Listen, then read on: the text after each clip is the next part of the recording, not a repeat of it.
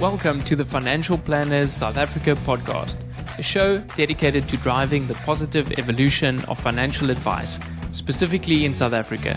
To join a global community of financial advisors, sharing and learning with one another to drive the positive evolution of financial advice, head to xyadvisor.com.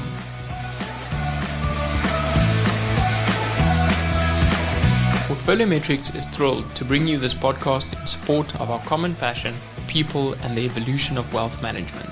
Our global business links precision investment management to expert financial advice through partnerships and technology. Portfolio Metrics is an authorized financial services provider.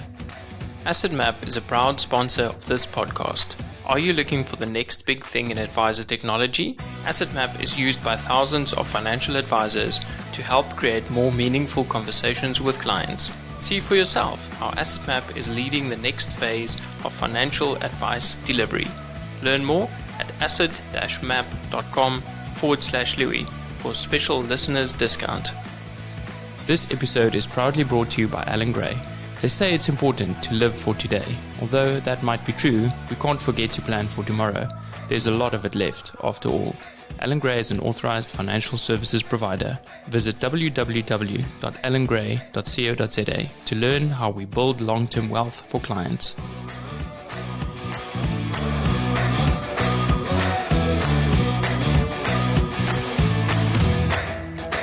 Welcome to another episode of Financial Planners South Africa. Today I have my business partner, mentor, and good friend Marius Fenwick with me. Marius, thank you so much for joining us today. Louis, thank you. It's a privilege. Marius, our journey started almost 14 years ago, but at that stage you were already quite involved and settled in financial planning. Give our listeners a bit of a background of how you made the career change into financial planning. Yeah, I think it goes back a while. Started off my career in mechanical design and the engineering field. That progressed to where I had my own business in contract packing and the freezing operation and transport. It was very capital intensive, very labor intensive. To cut a long story short, got a bit over eager, burnt with the big boys, and I made a statement at that stage saying that should I ever start a business again or be involved in business, I must certainly more rely on my own intellectual capital and not have something that's capital intensive or labor intensive. I also had a passion for working with people. I always enjoyed the people aspect of whatever I do. That was always involved in marketing. And then it just so happened, like many guys, I got enticed and approached by one of the insurance companies. At that stage it was Liberty Life, and that approached me. I took a gamble, started with them, and after a year, within that year, I realized that I'd rather go independent. I don't like the setup of the large corporates. And after a year, I joined a practice as an independent. Yeah, I mean, what a start. We've had quite a few guests on that started with Liberty as a really good training ground. And what we see is that they get to a point where they're frustrated. You mentioned that you'd like to have a business where it's not capital intensive and it's not reliant on other people. And talk us through how the financial services model works, where you're not too dependent on other people, and how you can start, building your own intellectual capital and promote that to clients. Yeah, I think saying not being dependable on other people, I think it's maybe a bit of a misconception. I think in our industry, you're very dependable on other people. I believe that irrespective in what business you are, the success of a business is the strength of its people. And something that I've always believed in, identify your own weak points and surround yourself with people that have stronger points in those areas that you have a weakness in. Maybe that's part why I approached you at the time. I saw that I've got challenges on the IT side and where the industry is going, and I just thought, where the future is heading towards financial services, we need younger blood in. And I think that was a challenge, and I think it still is in our industry, in particular in South Africa, where the average advisor is quite old, and it's a challenge getting young guys with talent, especially with getting into the industry is difficult, given the remuneration basis. And I think that's why a lot of guys within the large corporations like the Liberties, the Sanlams and Old Mutuals become frustrated. Production targets starting on zero every month. And also very early in my career, in that first year, I realized I want to build a model where you rely on recurring income, which is basically mainly on the investment side. And that's why I've always focused more on the investment side and moved forward from there. Yeah, this problem with bringing in younger advisors and I think specifically non-white advisors to be more representative of South Africa is a dilemma that we have. How do you see us fixing the remuneration structure? Is it through giving them a loan to work back? Is it through providing a salary? Is it through providing clients? Like, what's your take on that? That's both sustainable from a business as well as for the individual starting out. Yeah, I think if we look at the ground roots, we look at where most people start with the insurance companies, that model's got to change there. As long as you force people to, well, not force people, but as long as your remuneration model is incentivized by production, and it's a tough business. I mean, no one wakes up in the morning shouting, "Hoorah, I want to go and buy life insurance." So it's tough. You have to market and you have to go and find clients. I'd say they've got to move in the same direction as attorneys and accountants. Have an internship, pay the guy minimum wage, give him the experience, let them then start working from that side. But unfortunately, the life insurance business models works on products sold, administration fees, long-term upfront costs, and that's where they make their money. So until their business models don't change, it's going to be a challenge. For individuals like ourselves or for independents, well, we know that we said let's take all funds, stick it in the pot, and everyone shares equally. That's a model that I think that can work very well as long as everyone is like-minded, has the same passion, and has the same goals. I think it can work well in a small team like ours. We know in a big team it's going to be a challenge, especially when you've got guys on the opposite side of the pond, where one is a hard worker. He's motivated, he wants to earn big income, the other guy is plodding along, just happy to survive. Then immediately going to have a conflict. So it's tough, it's difficult, but I don't know what the ideal solution is. I think a lot of people have tried and no one has come up with the ideal solution.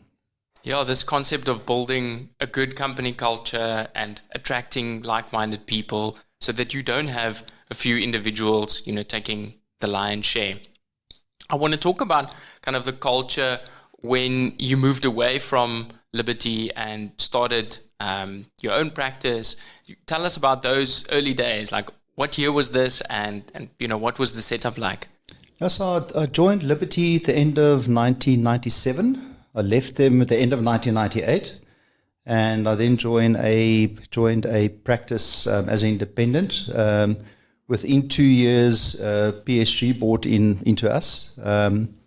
And that was the first time that I also had exposure to a larger corporation within the independent practice. Few things, I think expectations and things that happened there, I wasn't too happy with that either, and I broke away and started my own practice. So I ran independent on my own, just with an assistant for about 3 years, and then I was approached by at that time Moores Rowland, where they had a requirement for someone to come and look after their business, basically. During the time that I had my own practice, I had a small core of clients. I think I had 35 or 40 clients, and I've always had that kind of attitude, rather have small amount of clients and look after them properly. And they become your source of income. They become your source of referral and recurring income. So that worked well. At the accounting practice, obviously there it's different. You work for shareholders. And shareholders want profits, so the pressure is on to continuously grow the book, which is not a problem. I mean, that's the basis of any business. I eventually became a shareholder and tried to change the model to try and incentivize the younger guys and people in admin staff to also become part of the larger circle. I mean, as advisors, and I think in any business like that, whether it's the person's personal PA or whatever, as advisors, I mean, we're just as strong as our admin team. And I always felt it was unfair that the admin guys did a lot of the footwork, but basically just got a salary. At that stage, at the accounting firm, myself and the other advisors agreed to forfeit some of the income and incentivize the admin guys. So that's where the whole idea of creating a pot and sharing started. And yeah, I think the shareholders were happy because they didn't have to pay higher salaries. The advisors were forfeiting, and the admin guys were happy. but at least that created an environment where everyone was in the game. Everyone had their foot in the water, and it just worked well. It gelled well. I want to highlight that piece you said, you're only as strong as your administration backup or your support team. Before our discussion, we spent a little bit of time talking about training someone and how much time, other than financial investment, it actually takes to build someone's skill up. How long do you think it would take a administrator to become really proficient in what they do?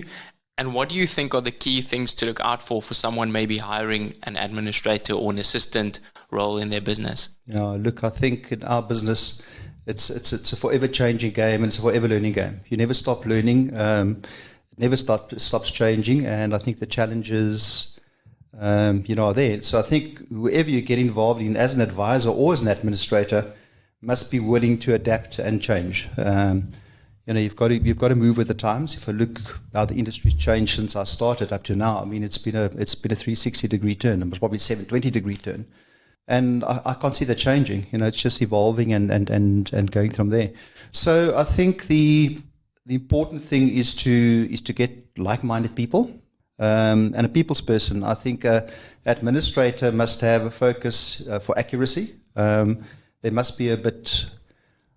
Not just a bit, but they must be very much focused on detail. And quite frankly, if you're an advisor, you probably is some kind of a marketer as well. And generally, we are not very good at admin. So we need that back to almost a little policeman to make sure that we stay in line. So I think accuracy, attention to detail, and service. They must be service orientated. As soon as a client starts interacting with the admin side, they can make or break your business. So it's important that everyone has skill sets to interact with clients. And once again, they should be the backbone of one's business. The ideal is the advisor should set up the relationship, agree to the service, and from there, for the day-to-day stuff, that must become the administrator's role, the liaison with the client, and taking over your practice from an admin side and from a servicing side. So crucial. I mean, I think they're absolutely crucial to the business. Yeah, like you mentioned at the beginning, that's your foundation, and they need to be rewarded financially, but you also need to find this unique individual that has attention to detail, but also can work with people.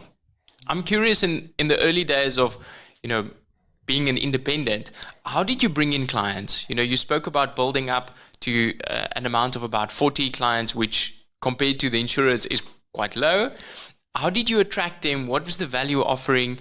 And how did you build this capacity to bring in clients? Because that's often something we see younger advisors struggle with. This concept of, I need to go and find clients, but clients are people my age. They don't necessarily fit my ideal client. So talk us through how you approach that. Yeah, that's a tough one. If you join the industry, I mean, Liberty had this thing called almost like a Fortune 100 list.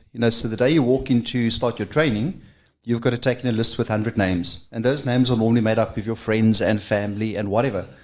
I don't think I got a quarter through that list. I mean, I've never in my life made cold calls. I hate it.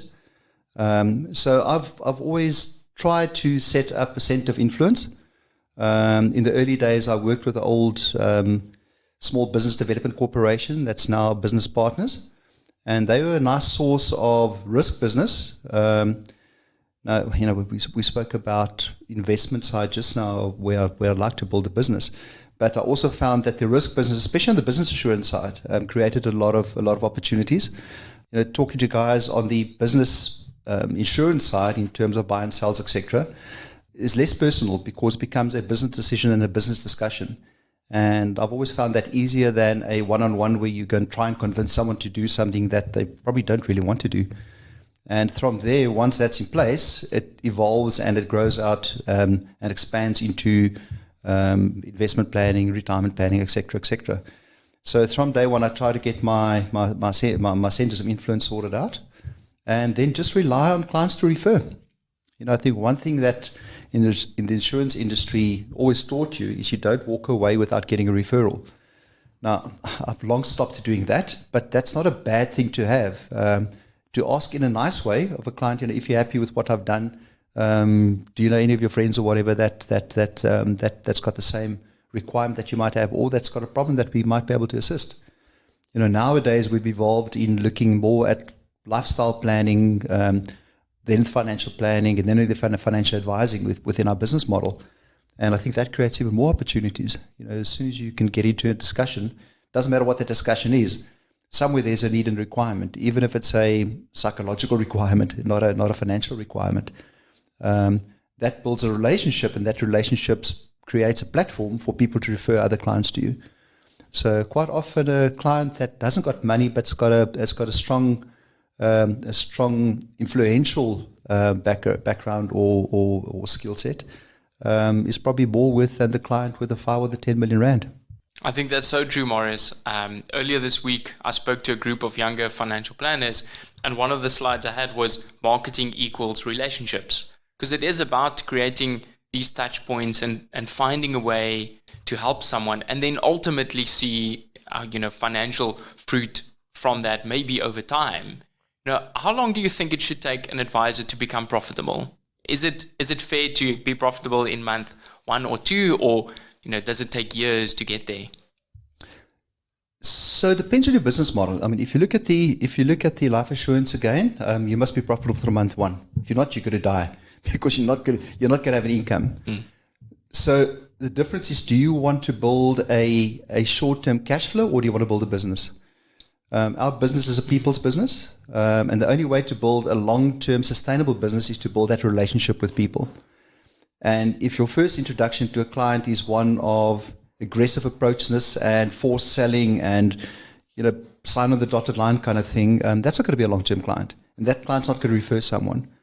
So it depends on your model, but I think you can start building a practice or your own line of business in a pretty short period of time. But to build a sustainable long-term income takes time. It can take you 3, 4, 5 years to get to a point where you can say, listen, you know what, I'm not too stressed this month because I know what I'm going to earn by the end of the month, like you do in the recurring income recurring income field.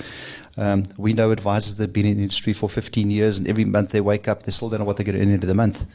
That's a horrible business model, mainly focused on the risk side. But if you can build your business, and quite often it's a matter of luck. If you can sign up 10 clients with a fair amount of assets, let's say 5 million plus assets, and maybe a retirement fund, then you've got a business that you've got a fair amount of sustainable income over a very short period. But it's difficult, especially for the younger guys. I think, as I mentioned to you right when you started as well, your biggest challenge as a young guy is to deal with the older guys with money.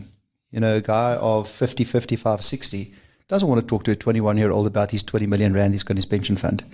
So that's a huge challenge to the younger guys. And the only way to overcome that is to get your skill set to the point where you can convince the guy, listen, I know what I'm talking about. For the young guys out there, upskill as quick as you can, get your qualifications sorted out, get to the top of your game, and convince the client. You not convince the client, but by your actions and your advice, if you can show the client you know more than they do, and you're actually quite knowledgeable, that will lead to referrals. I completely agree with that. And I would add the fact that there's a team behind you, and that you're not giving advice on your own, that you're saying, hey, I've partnered with someone else, a mentor, someone that's going to supervise and oversee your advice. I think brings that sense of comfort for someone to say, okay, you might be the main contact person, but there's more than just one advisor behind them. How do you think advisors should be setting up these kind of mentor-mentee roles? Where do they find a mentor? I was very lucky to find you and to find Neil within the business. But for people that don't necessarily have that, where should they start looking? Yeah, I just want to go back one step. It's nice having the team and stuff behind you, but a young guy that comes into the industry, doesn't matter if he's sitting in an office with 20 guys around you, you're on your own. The current model, you're sitting next to your biggest opposition. Everyone's fighting around the same pot for the same client. And that's why I hate that model. And that's why we suggested quite early on to adopt the pot model, where everyone shares. Doesn't matter who brings a client to the table. That also gives you the freedom to pull in other specialists to come assist you with a client. So for young guys, I mean, try and get your center of influence. If you can't get into a practice where the guys have a similar kind of approach, look at joining an accounting firm, look at joining attorneys that are client focused, that got this need for financial planning inside a practice.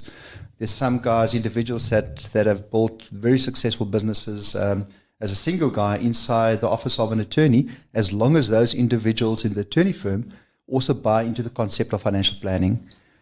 You often find that in accounting practices, the accountants tend to do that themselves with individual clients and not always doing the best job.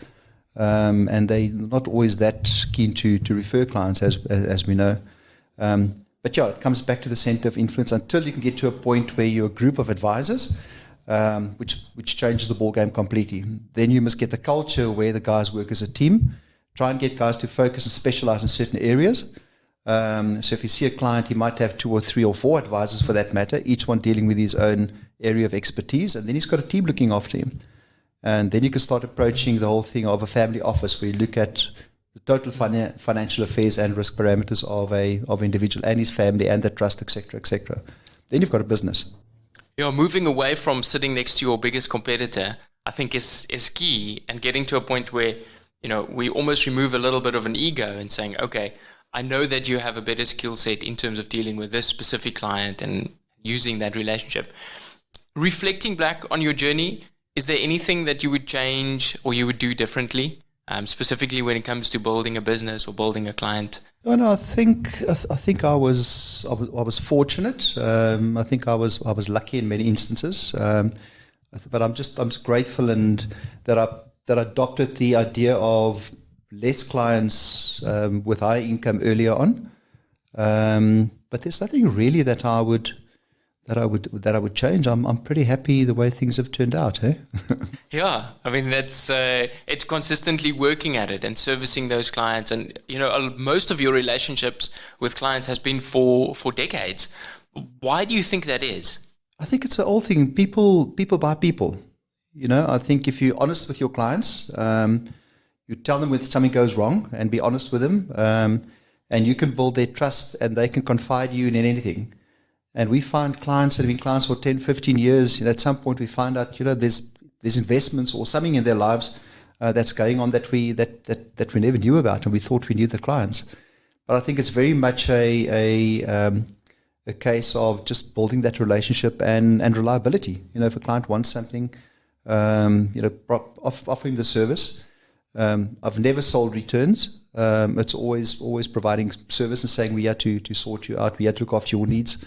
I think as soon as you start getting into the game where you get a client by promising him a better return that he's received or lost, I think that's a loser's game. That's going to work until you can do it until the next year. When you can't, what happens then? So it's very much that relationship building thing, and where clients can pick up the phone and they know you're there. If you're not there, your assistant's there, or your administrators, whoever. But yeah, it's just what clients are comfortable with. It's the same as going to your doctor. I mean, why have you got your family doctor for the last 10, 15 years? You don't change them every year. So it's exactly the same thing. It's just building that relationship. Yeah, the communication channels, I think opening with clients and making sure that they feel comfortable reaching out to you is a key point. Where do you see this kind of balance between speed in terms of getting to someone and comprehensiveness and guiding them to make decisions? Like for someone starting out or maybe even in the middle of their career, if you have more than 100 clients or 200 or 300 clients, how do you still manage that? I know you focused on building a smaller base with a high touch point, but we do find that balance. Yeah, it's I can't speak for the guys sitting with the 200, 300, 400 and 700 clients. I just don't know how they do it. There must be many of those clients that don't that don't get serviced. I mean, even in a small client base like mine, there are the bottom end of the clients don't get the optimal service like they should do.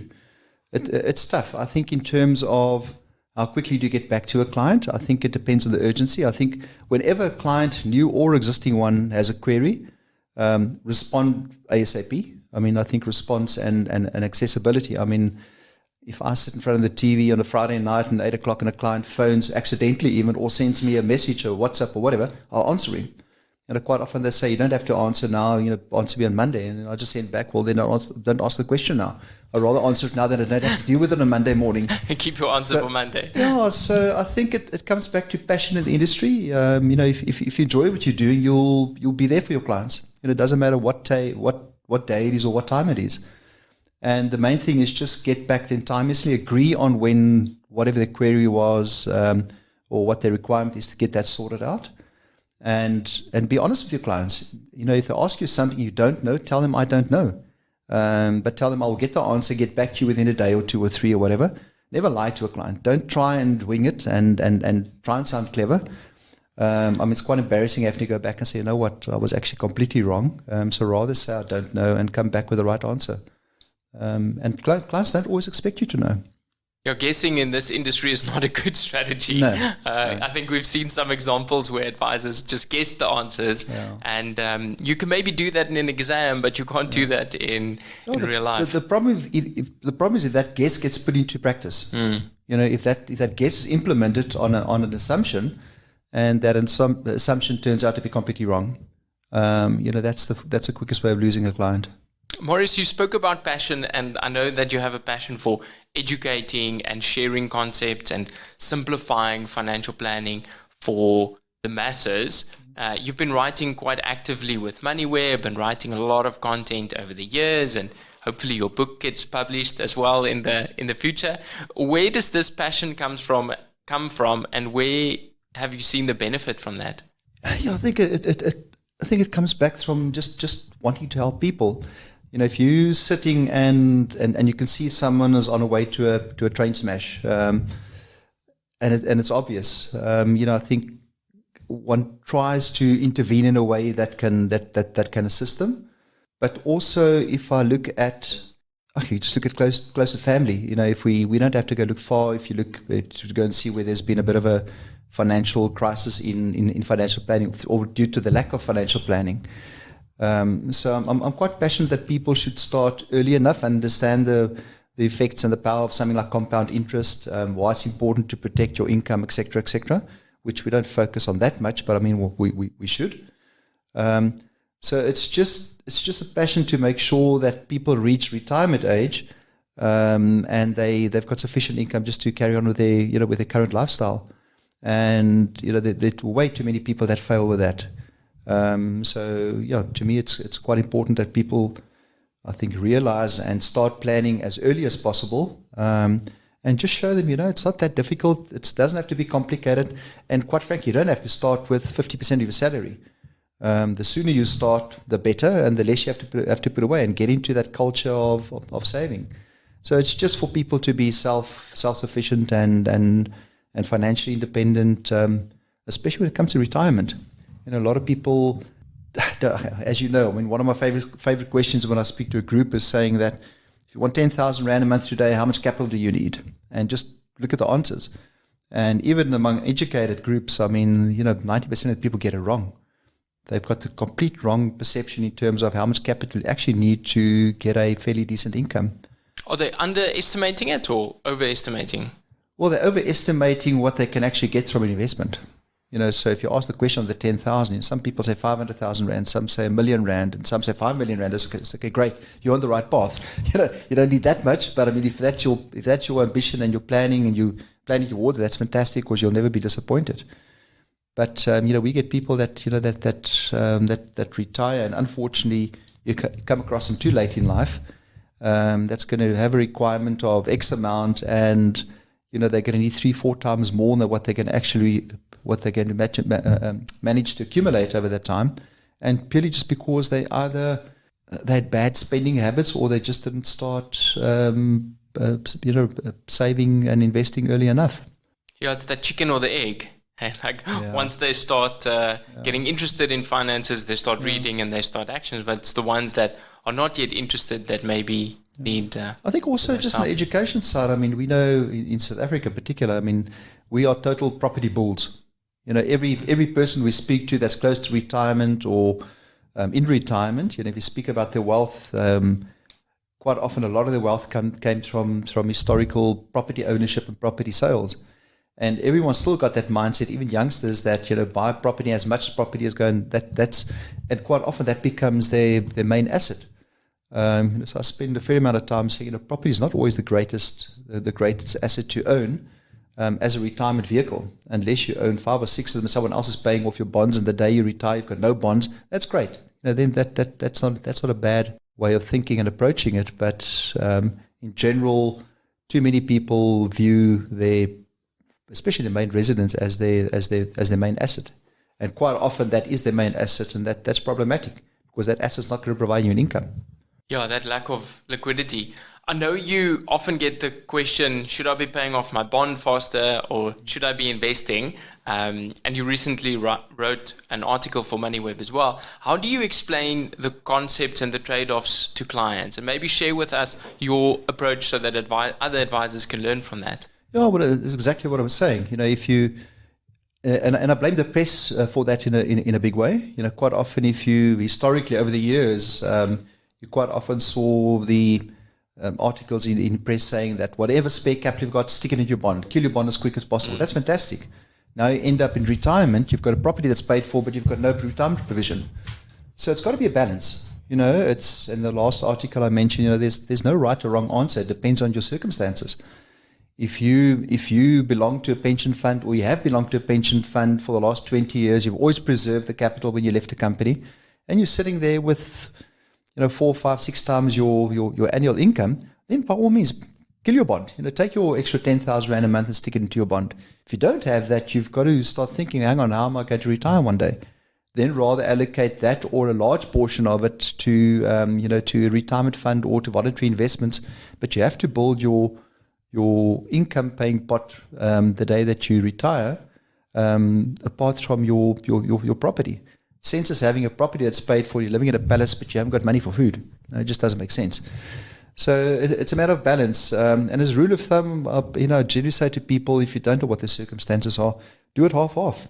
Stick 50% into investment and stick 50% into your bond. But I'm not a believer of sticking everything into your bond. Kill your bad debt, your high interest debt, your credit cards, your overdrafts, etc. Kill that absolutely before you pay off your bond, because your bond rate should be much, much lower than let's call it your bad debt rate, like your credit cards, etc. But it's tough, but you need to build that investment portfolio without a doubt. Yeah, it's interesting because clients often say, I don't want to put all my eggs in one basket. But when it comes to selecting a course of action, they pick the simplest route. I'm just going to settle my bond, I'm going to pay off this, or I'm going to invest everything in this one fund. And what you're saying is that it's often just a combination of different things.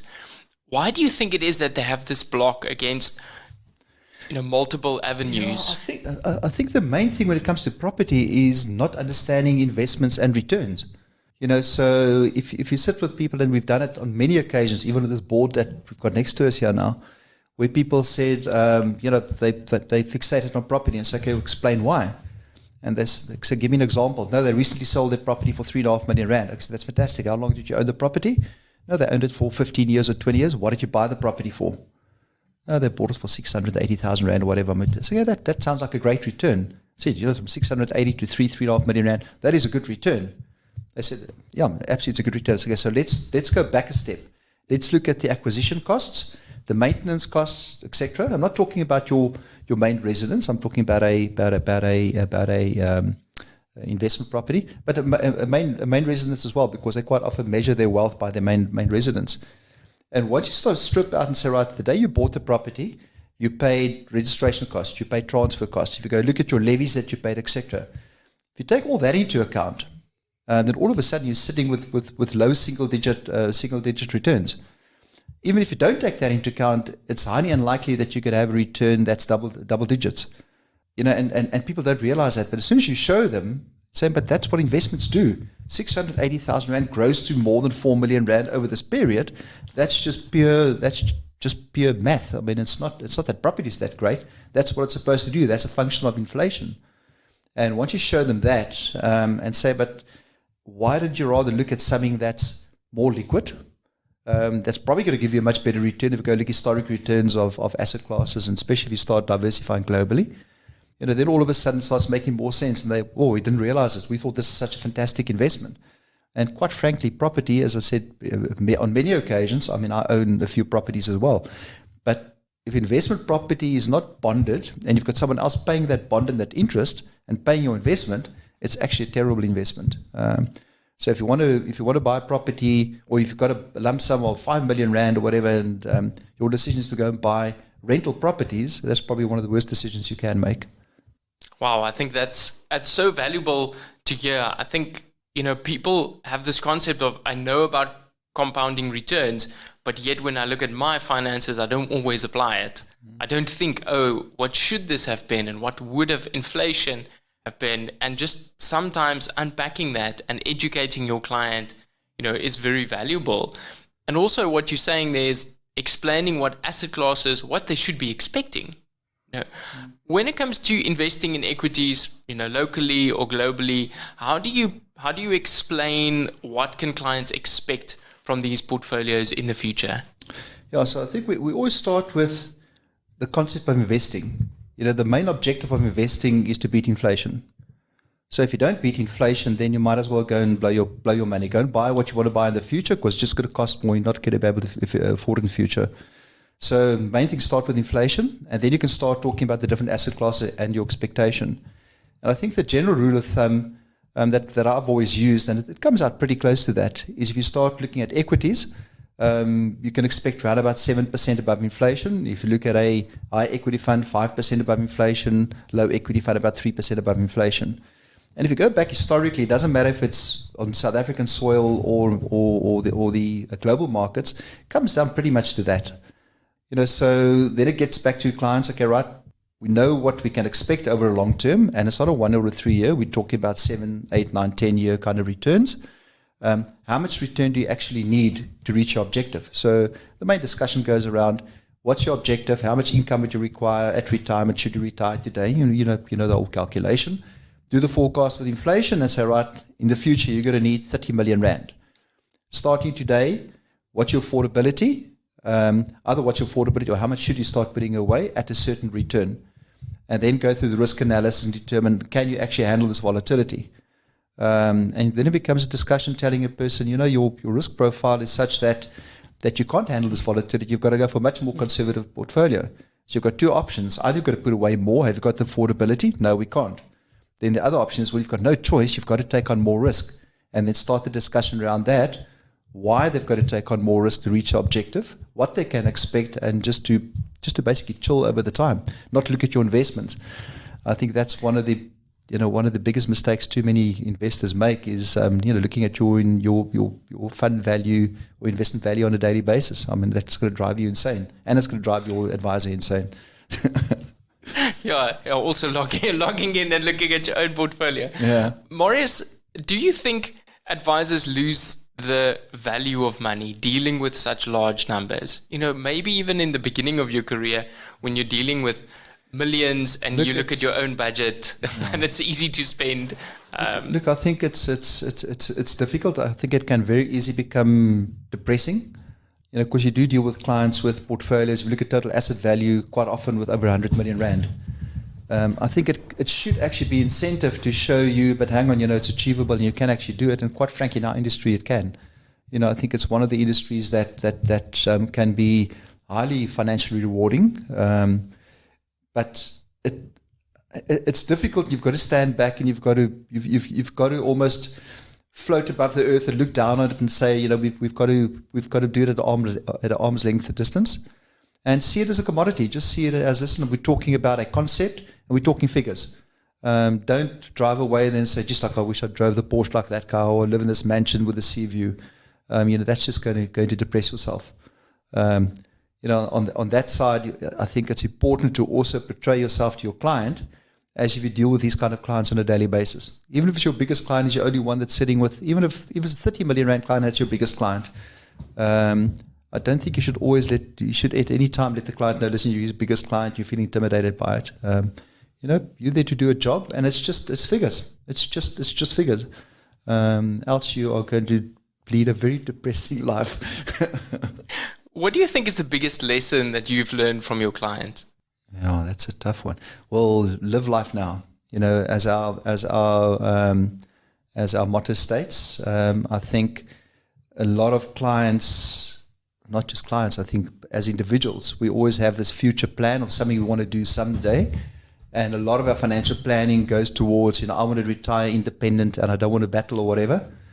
And they do start accumulating wealth that they can actually enjoy after retirement. And too many times have we seen that life happens and they can't do that. They're sitting with all the wealth and all the assets, but they've never really had the time to enjoy it, or they never really took the time to enjoy it. They had the time, but they never took it because they want to save that for the day that they retired.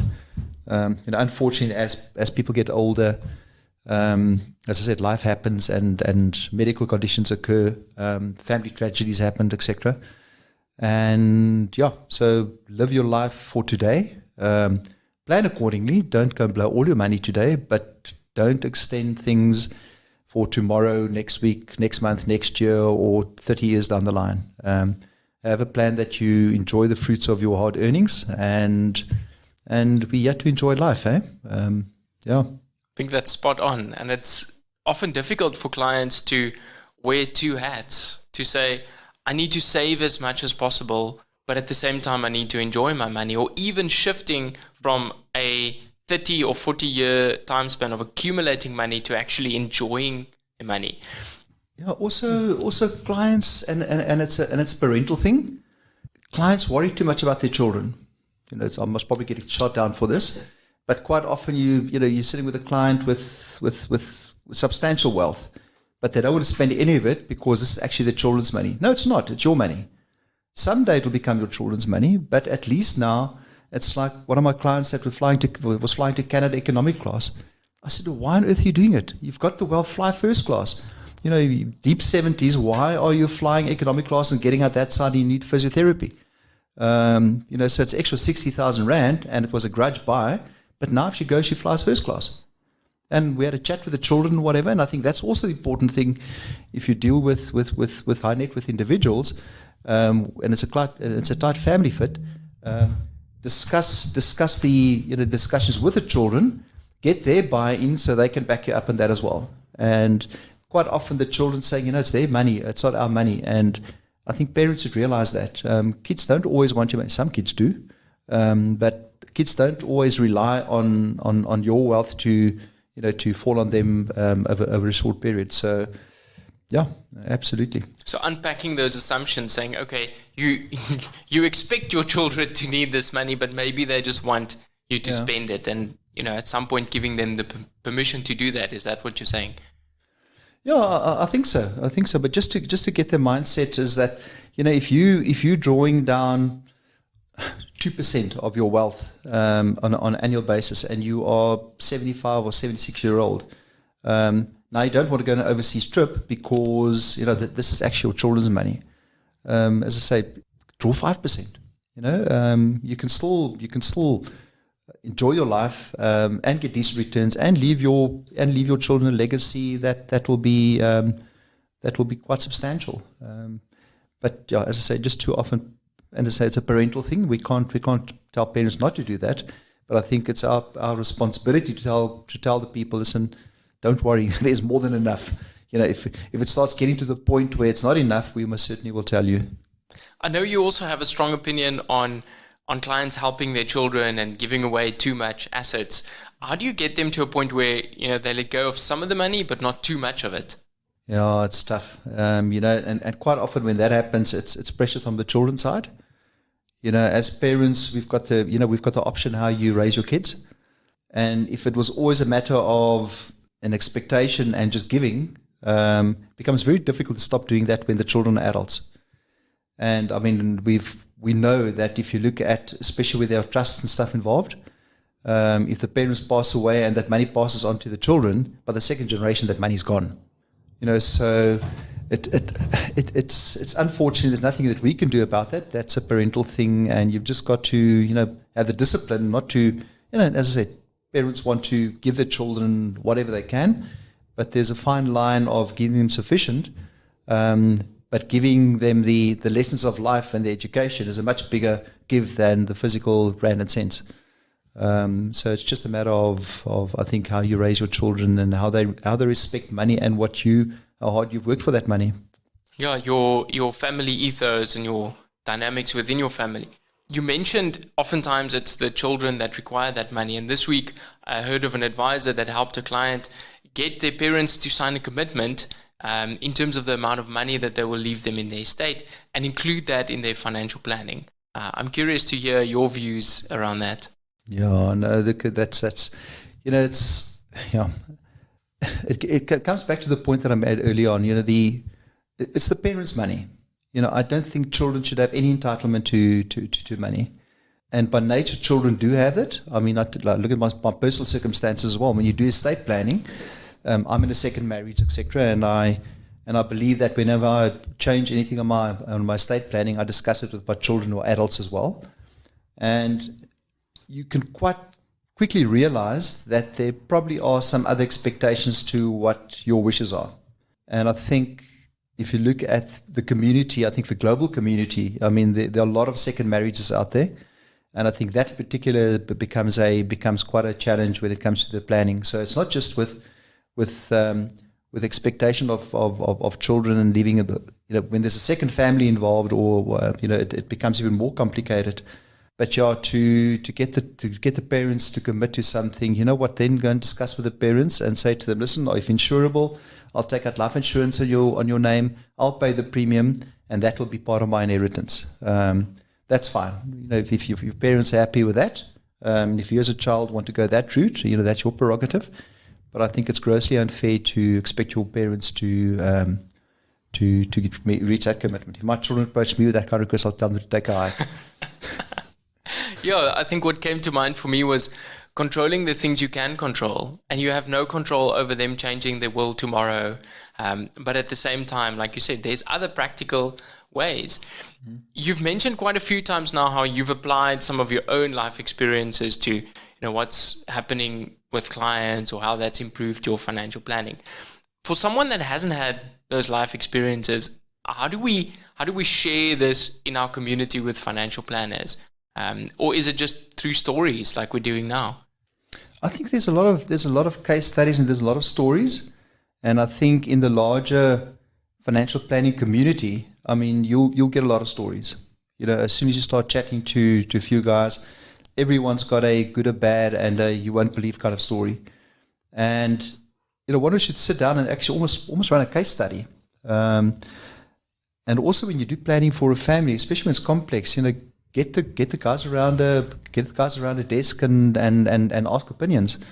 There's always something that creeps out that one does not plan for, and there's always something that you thought might happen or doesn't happen. And actually the opposite turns out to be true. So it's tough for guys out there that didn't have experience. Haven't experienced that in the past. I think just go and look at case studies. I think there's a lot of literature and stuff out there, a lot of articles being written. But yeah, it's not that simple. Yeah, I think we oversimplify financial planning, or we get stuck in the details trying to predict everything and just saying, we can plan for what we know.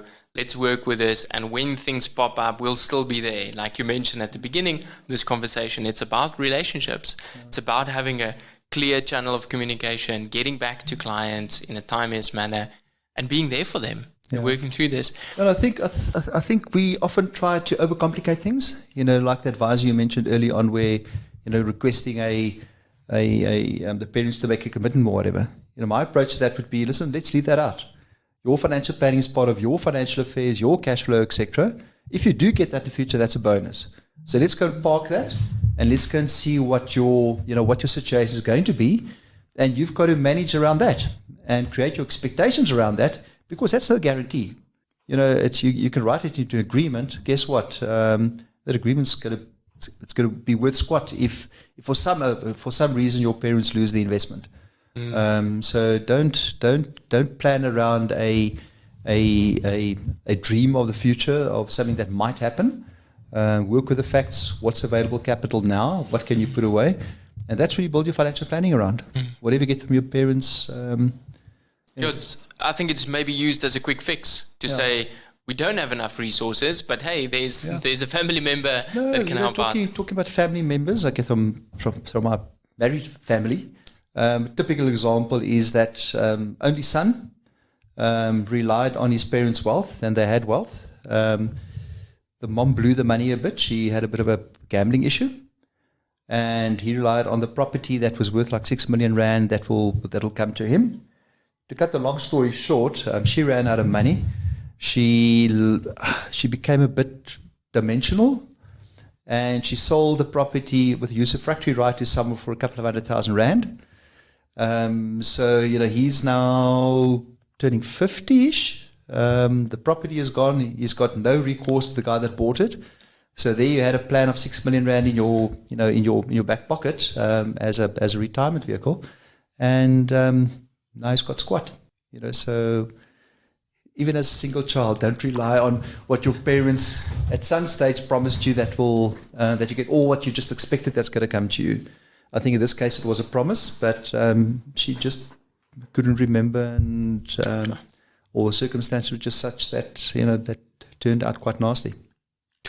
As an only child, I'll be sure to apply the thinking, and hopefully my parents are listening to this as well. Marius, how do you see the future of financial planning? What will stay the same 10 years, 20 years from now, and what do you see changing in the bigger scheme of things? Yeah, I think what will be the same. I think especially over the next 10 years, I can't see the industry changing in terms of how they pull people into the industry, unless some big independent advisory practices start a practice to professionalize the industry in terms of getting guys in, how you remunerate them, how you train them, etc. As long as the big insurance companies are going to be the main source of attracting guys to the industry, that's not going to change, because that's based on their business model. In terms of the servicing model to clients, I think it's going to move, and we've seen a big shift over the last 5-6 years. It's going to be very much more a service of offering a holistic service in terms of planning, getting involved in much more just than financial affairs of clients. And in many cases, I think financial advisors are becoming the confidants of many clients. So are seeing getting involved much more in the financial lives of clients, but just not. And probably shifting towards fee-based kind of services. I think any practice that's not seriously considering moving towards some form of fee-paid service, I think they are going to probably come a bit unstuck in 10 and certainly 20 years' time. But things happen so quick, in 20 years' time, who knows? I can't even comprehend to think what it's going to be like. Just the advancement of technology, what we're doing, how we deal with clients, and I think we start to include and add to our the arrow to the quiver to service our clients. So I think I personally think the industry is going to become much more professional on the independent side. I can see some of the large insurance companies already moving also to holistic planning, financial planning, etc. I don't know how they cost it into their product offering. I think it's still a matter of let's do the life planning, but you still need this endowment to reach your goals kind of thing. I think there is a mind shift, but it's happening slowly. But the quicker that happens, the quicker the industry will become professionalized. But yeah, I think there's big changes on the horizon, and good changes. I think necessary changes. It points to your earlier comment saying that we should be lifelong learners. These are things that we're going to be including in our business. It's ways of dealing with clients. It's building more skills and just incorporating that. I saw a comment that, and don't ask me who made it, that said that the future is not about your qualifications or what you know. It's what you don't know and your ability to relearn. In other words, if you're an old guy, you're stuck in your old ways, you've got a problem. You've got to have the ability to identify there's new challenges and new things to learn, and your ability to relearn and reskill yourself. And I think in our industry, I think that's very appropriate. We're going to have to continuously upskill and reskill, else you're going to fall behind, And it happens quick. Yeah, change is hard, and that's why not everyone can tackle it. You know, especially if changes happens like 5 times a week, like in our practice. Thank you for enduring with our constant change, and I think it's kept you young at heart as well. And yeah, thank you, Marius. It's been a pleasure to have you here today, and thank you for your partnership and your mentorship. It's meant the world to me. So just from a personal side, and thanks for being here. Thank you. Much appreciated. Thanks, Louis.